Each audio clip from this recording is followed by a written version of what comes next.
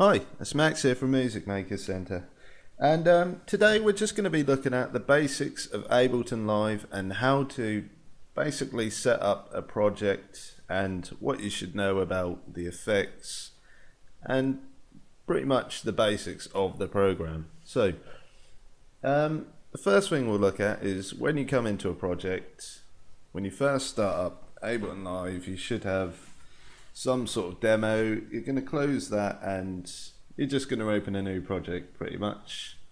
And when you get into a new project, for you it may be a blank screen, but for me I've put a template here, so we'll just say this audio track wasn't here.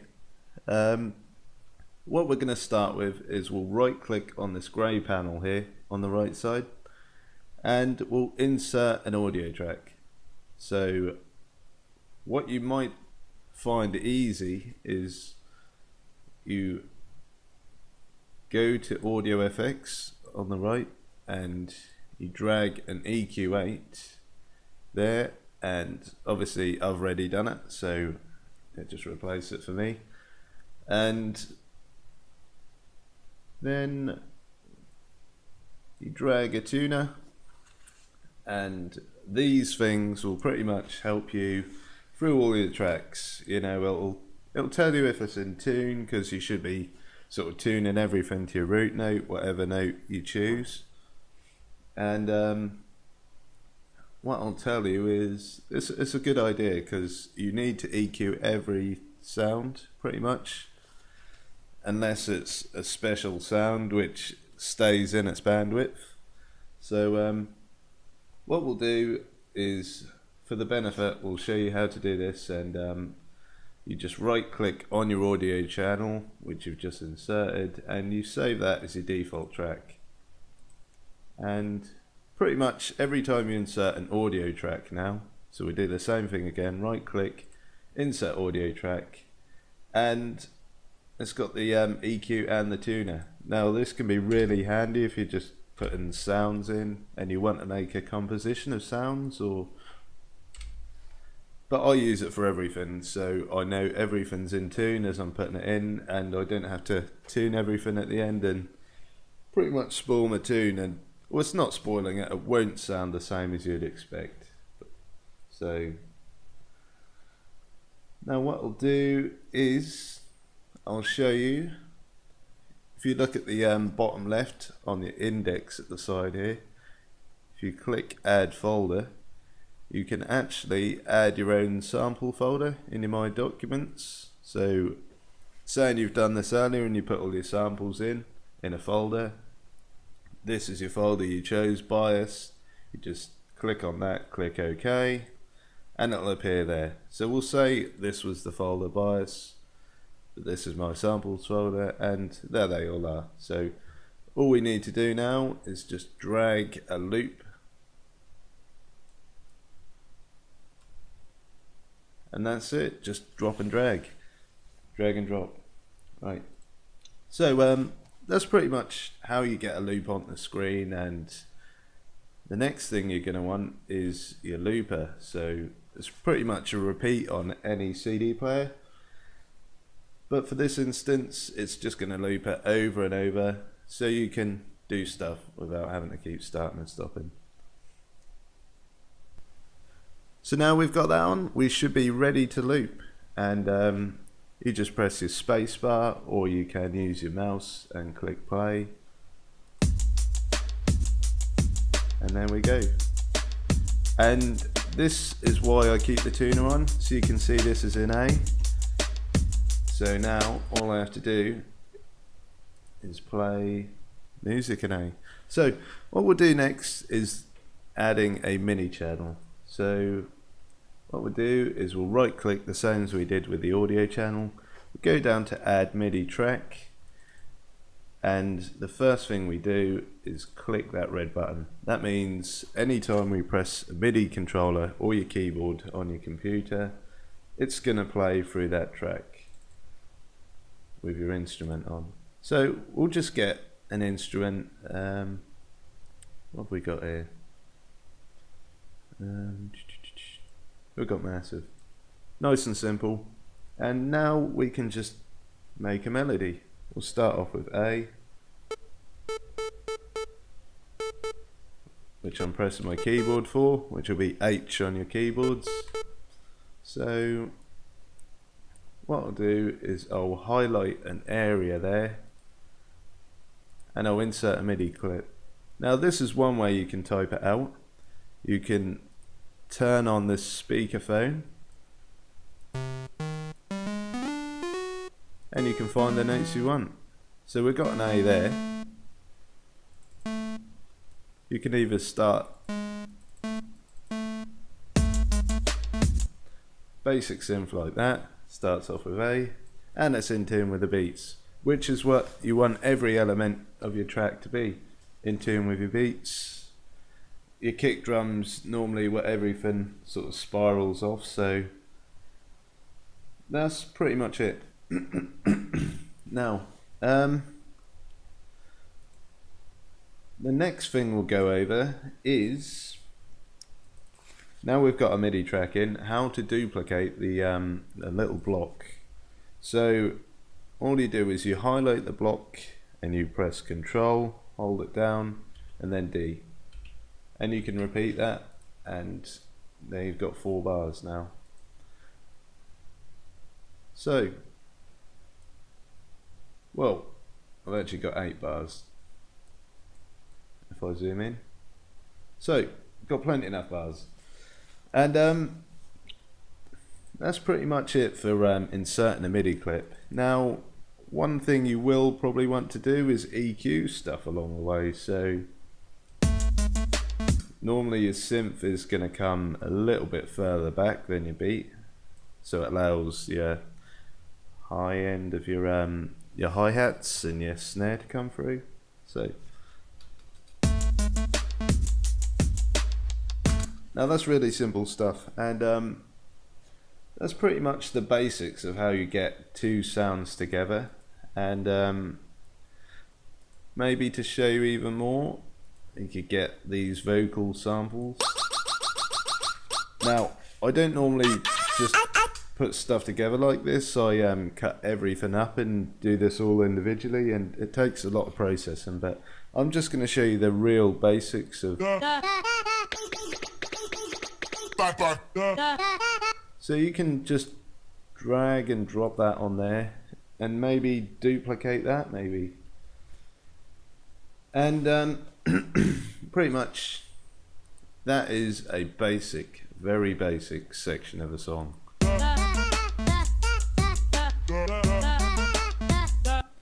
So we've pretty much gone through all those things. Now what I'm going to show you now is what the different parts of the program do. So we've got sounds here, and these are just presets of their instruments which are here. So these will probably be handy. I wouldn't say they're the best sounds, but they're good for learning. You know, Ableton's gone out there and they've made some good learning sort of tools, but they take a bit of tweaking to put in something really professional, you know, unless it's some sort of pluck. Okay, and so next we've got drums. Now if we look at the drums here, we've got all sorts of drum kits. Now in your Ableton you'll have a lot more, as I've deleted a lot out from the inside of Ableton, because I like it to not run very minimally. So one thing I will show you though, we'll go back to drums, is a drum kit. Now some people start off their music and their drums in samplers, some start them off in a drum rack, and some just start them off on the screen like shown. I'll show you the sampler way in a second, but this drum rack way is pretty simple. You just drag from your sample folder and you can just put them in a drum rack, and there's some pretty cool stuff you can do with that. So what we'll do is we'll delete that for now, as we've shown you. So next we'll move on to the analog, which is just a basic synth. Maybe good for starters. but it's your choice. Yeah, I just press the keyboard keys on that, so you can do the same on yours to test all these instruments by dragging and dropping them onto an empty patch here where it says drag and drop devices. So what we'll do is we'll delete this. So you right click and delete if you want to delete any sort of track, MIDI or audio. And we're just down to a 3, keep it nice and neat. And you can of course color these as well. You can have them purple, you can have them yellow, you can have them blue. Cool. Okay, right. And you can insert an external instrument. We've seen a drum rack, so I missed that one out. We've got an instrument rack. This means, this is pretty cool, this one. And this is what a lot of pro producers do. They'll get an instrument rack.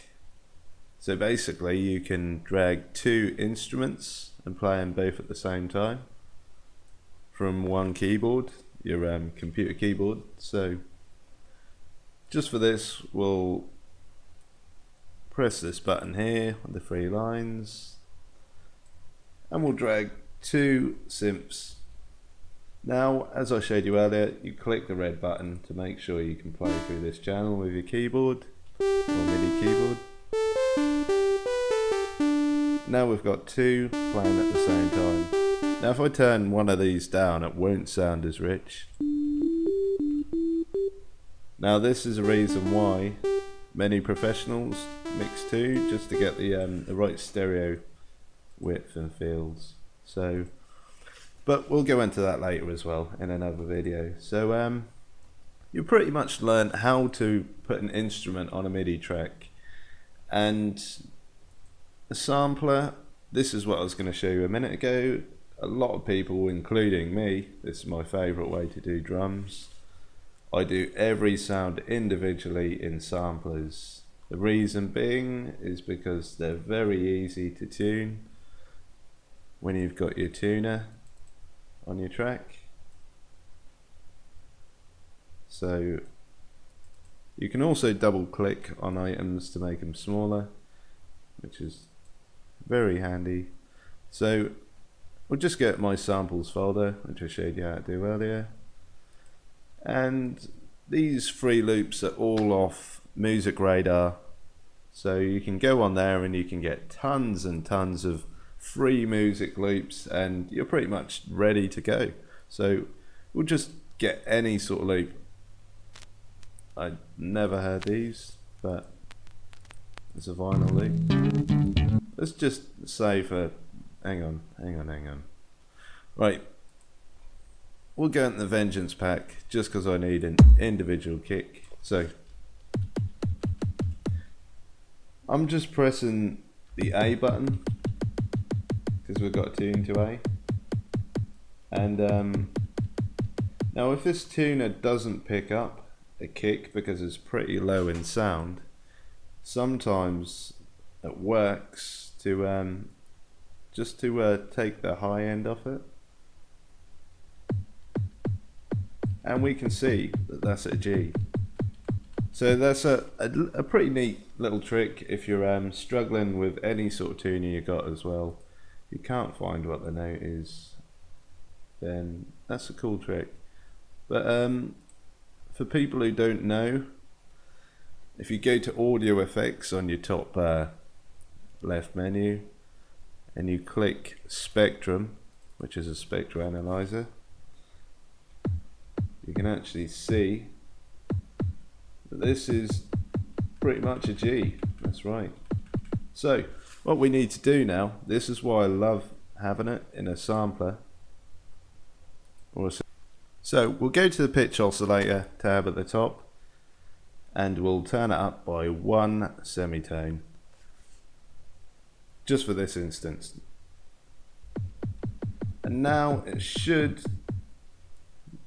turn up to 2.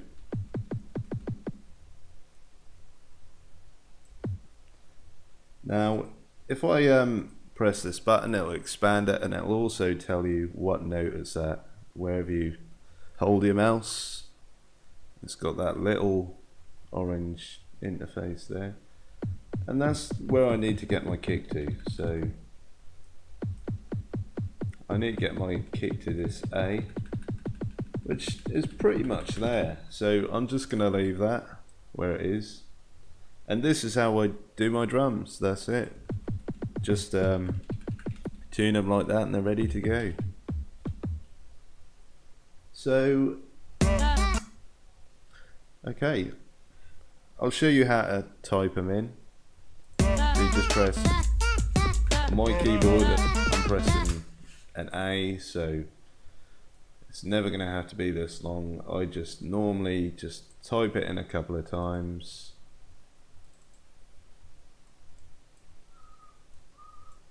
Now, when I tuned this, I done it to a G on my keyboard, but it doesn't matter which one you do it to, as long as you tune it to your root note of your song. So I just done it to a G because it's easier to reach on my keyboard. So, but it's playing at an A, so it really doesn't matter.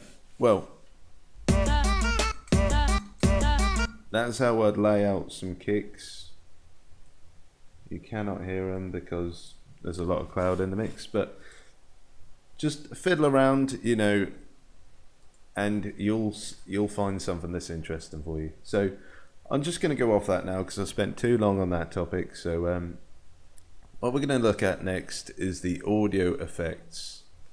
Okay, we've got an amplifier, which is a distortion unit. We've got an audio effect rack, pretty much the same as the MIDI effect rack, which I showed you, where you can play two sort of instruments at the same time. And the audio effect rack, you can play two instances of the same sound at the same time for parallel compression, that sort of stuff. It's very interesting, and I'll show you an instance now so you can do some cool stuff.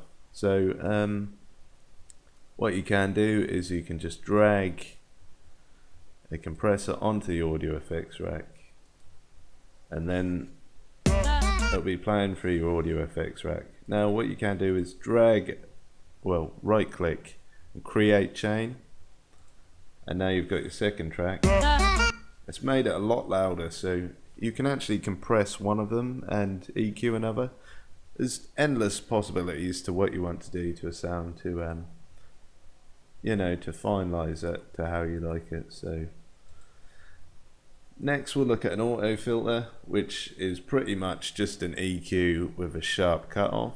So pretty much you can cut off any sound to have, as it would be now, just the low end of the sound, or the full low end and the high end. So that's pretty simple and pretty handy as well, because it's got an LFO in there, so you can turn the LFO up and you can do some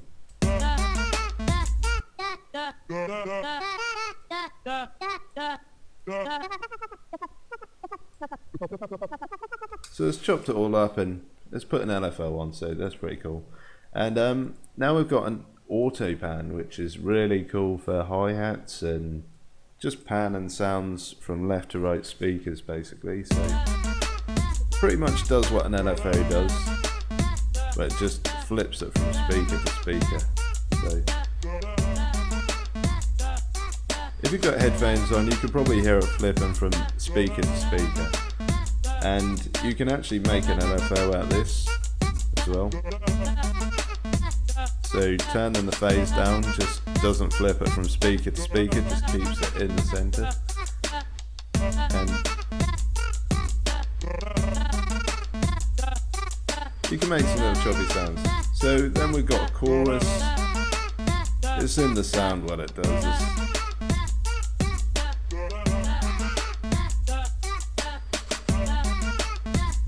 It'll make it sound a little richer. I'm not sure.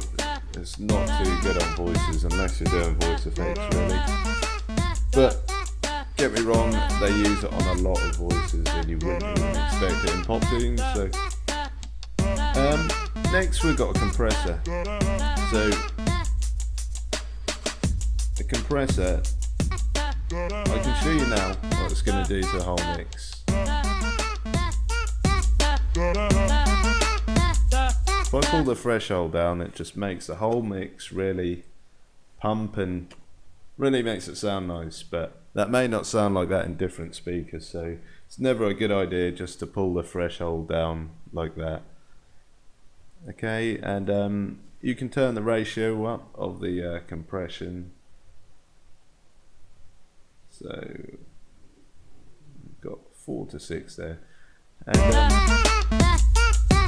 that's just really going to compress it, and you can see it's pretty much made the kicks and snares have a little bit more pump, and you can actually turn the attack up to make the transients really whack up, and RMS, which is per second pretty much. So really that's it with a compressor. You can touch the release. Bigger release is going to give you more of your music back. It's not going to be squashed in as much. So, but to be honest, with a compressor, you're really going to have to fiddle with it for yourself. So we've got a dynamic tube here, which is another distortion unit.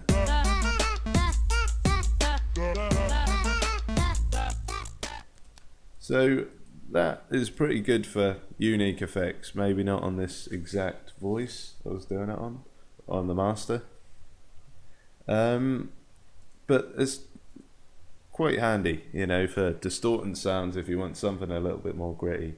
Then we've got the EQ8, which is excellent for pretty much everything. You can cut the low and the high off your tracks just by clicking on these boxes, and you can just drag it about with your mouse. Just drag it to where you want it. I'd advise never to push too high, maybe 3 maximum, and don't do this on every sound because nothing will come through in the end of your mix. It'll just really distort itself and it'll just sound horrible, to be honest. Some people can pull it off, some can't, but unless you're professional enough to pull it off, I probably wouldn't try it until you succeed. So we're just going to look at erosion, which is really cool. It's a bit crusher. It can make stuff. If you've got a really tingy or changy hi-hat, it can maybe make it a little bit more crusty and sort of old and rusty.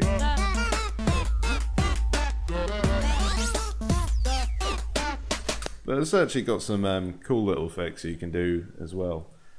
And to automate this, all you'd do is you'd literally highlight a box, then de-click it, just to make sure no boxes are highlighted and you record over one of your tracks by accident. So we always highlight it, then unclick it. So we'll just go back to the master, and all we do to automate is as simple as, if you want to record over stuff so it keeps looping and you can add stuff to it while it's looping over and over. You know, if you want to add another control of automation while it's playing, you can, that's what that cross is for. It's overdub pretty much. So we're going to click it for this event and we'll record.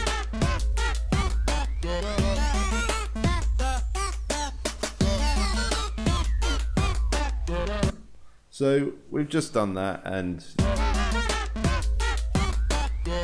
now you can see it's moving exactly how my hand is. And this is how a lot of producers do these weird sort of sounds that you've been wondering how to make. So that's a really cool trick, and that's enough of that for now. That was a little tutorial on automation as well. So that applies to any VST that's inbuilt here. You can do the same thing, just by clicking the overdub, then recording, and making sure you've got no reds there so you don't delete anything or over record it. So external audio effect, it's pretty obvious, guitar pedals, that sort of stuff. Flanger, it's another effect. It's pretty cool, it's pretty outdated though. Okay, I'm just going to delete this voice because it's really annoying. So we've got a frequency shifter, pretty handy.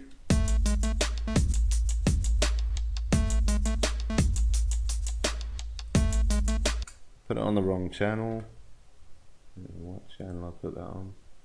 Okay, so that was meant to go on the master channel, just to put it over everything. A lot of people retune stuff with this, but nowadays a lot of people use it as an effect, which is a really cool effect. So we've got a gate which is just going to basically, if we've got any really low sounds playing, it's not going to pick them up. So this threshold here adjusts where we want our sounds to pick up, whether we want only the loudest sounds to pick up or a really quiet sound to pick up. So that's what this is for, and obviously the return is going to put the space in the bar, you know, how much in between, and we've got a hold here for how much you want the sound to hold, and the attack is how much of a slope you want chopped off the beginning of your sound. So we'll turn that off, well, down to 0.2, so we don't want any sounds sloped and chopped off at the beginning. So that's pretty much it for the gate, and there's some cool stuff you can do with this on the drums. I'll put it on the master though. So if I turn the threshold up and the return down, it's just going to chop stuff up. And if you fine tune this, you can get it really clean without the little cracks and popples. So next we've got a glue compressor. So it's pretty much the same as a compressor, barring it glues stuff together a little bit better. So we've got a limiter here, so it's gonna limit the sound from going over a certain decibel in sound. So next we've got multi-band dynamics.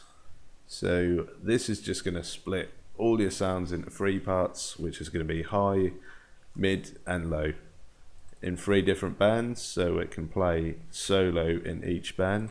So we've got just the low of the mix playing, the mid of the mix playing, and the high of the whole mix playing. So that's pretty much what that's for. You'll probably need to put them on every group channel once you learn what a group channel is, which I could teach you now, which is, let's imagine these are all our drums we put together.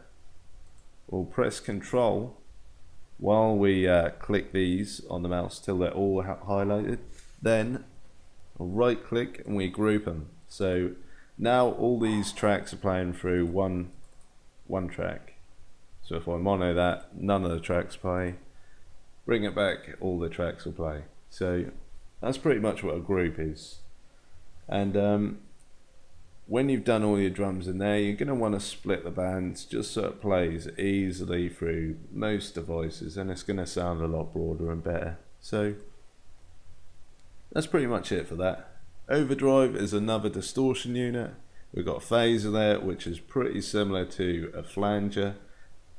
Now I could explain what they are, but it's quite complicated, but it's pretty much similar. The sounds have a different variance, but you'll learn it once you play between the two. So we've got ping pong delay here. It's just a delay that lasts for ages and echoes for ages in all sorts of different echoes and different echoing patterns. So that's pretty much explained it, you know. If you want something to, you can work it out from what I said. So we've got reverb here, which is going to make your sound like it's in a big tunnel. We can put that over the whole mix. You can see now it sounds like it's in a hallway. Now it sounds like it's playing right at the end of a tunnel. See, it's really cool, but you don't apply reverb that way. If you're going to apply reverb, you hold down Control, you press G, and this is going to group it. So now you go to this group, go under this chain, obviously by clicking this yellow button first to open up the chain.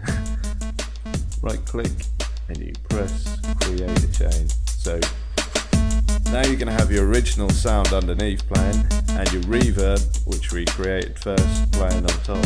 So it's not going to ruin your original sound, and that's the purpose of grouping it this way. So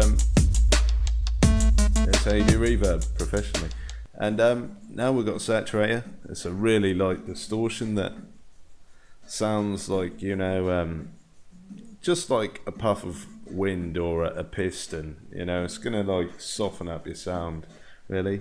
Just a soft, white noisy sort of sound distortion. So now we've got simple delay, which is like the ping pong delay. It's another echoing effect, but because I've got no elements here to echo, if I had a voice I could make it echo for you and show you, but I'll do that in another tutorial on delay. So we've got a spectrum here, which I've showed you already. It checks everything's in tone. So A is around here, so pretty much everything's near an A. I haven't really fine-tuned it, but we've got the tuner, which I showed you earlier. We've got utility here, which is excellent for making stuff stereo and mono. Now, so one thing I should have showed you at the beginning is when you start a mix, you should always drag a utility onto your master channel, and basically this is going to turn your whole, if you go to the width here, you drag this down, it's going to turn your whole mix to mono. Now you want to do this to avoid any sort of stereo and phase issues, if you know what I mean, because pretty much your low end of your track has got to be mono. So what we're going to do is we're going to slowly roll this down and crush the mix into the middle. Now I'm going to show you a diagram. It's going to show you how it crushes the mix into the middle. You know, some people don't like it this way. Some people prefer to crush it into the middle by basically getting the sound and chopping it in half. Now what I'll show you now is a diagram. Okay, so we've pretty much got all the elements of the mix here. Let's say the light green at the center is your bass, and then you've got a side bass coming off, which is a darker green, a blue for some sort of synth and some sort of hi-hats, and maybe a very light synth on the outside. Now what's going to happen is basically when you turn down that width, it's going to crush it inwards just like that, and it's going to pretty much ruin your track. So this is why we use the left or the right channel, normally the left though, because this was the original mono. So it's pretty much just going to be cutting the whole sound in half from your left and your right speaker. Okay, it's not the best half there, but this is what it is. You know, if you've got the same sound playing on both speakers, which normally a lot of people do, unless, you know, a track's as near end sound where there's a lot of different stuff on different speakers, but this is what we normally do if we're, you know, getting the mono for a bass. We'll just use the left side, which is this side.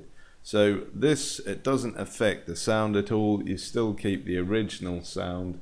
Nothing's being crushed in, and you'll get a perfect mono bass.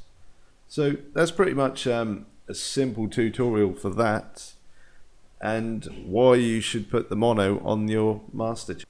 So we've gone through the utility and its functions. Now we're going to go on to a vocoder. Now this was used a lot in the 70s, and now it's used a lot differently. It used to make those Cher sounds, if you remember Cher the pop singer, all sorts of vocal sounds, and T-Pain, and yeah, it's pretty much been overused, but now it's used a lot more discreetly in different ways in a lot of your favourite tunes. So we've pretty much gone over the basics of all those sounds. Now we've got an aggregator, so we're just going to run and group these, and an aggregator is just pretty much going to re-trigger your sound to different notes, pretty much jumbled any way you want, to be honest. So if we just highlight the red and arm that track, You see it's at 8 at the minute, so it's cutting every eighth, every sixth, every quarter, every half, playing 1. Okay, that's pretty cool, and you can make it go up the scale. So that's pretty much it on the applicator. We've got a chord there, and we've got a MIDI effect rack, which is, yeah, we sort of showed you that playing the 2 instruments at once. So we've got a note length there for alternating different note lengths, and the pitch there.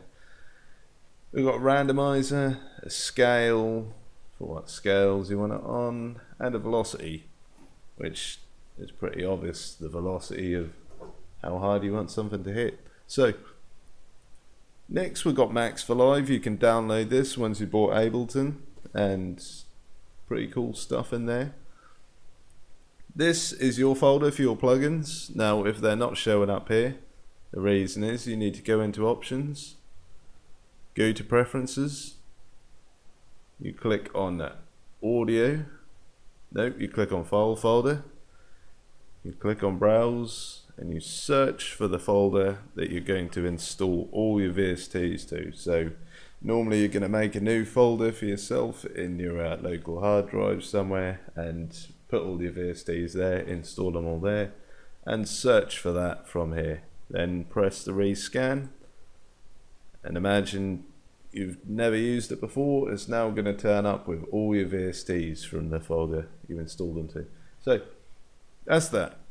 Now we've got clips, which is pretty obvious, little clips of music, that sort of stuff. And we've got samples. I've deleted them all out of here because there was a hell of a lot that came with Ableton, and I just do not need them. I've got enough. So that's pretty much it for this category here. And I've taught you here what these bits are for, and that's pretty much it.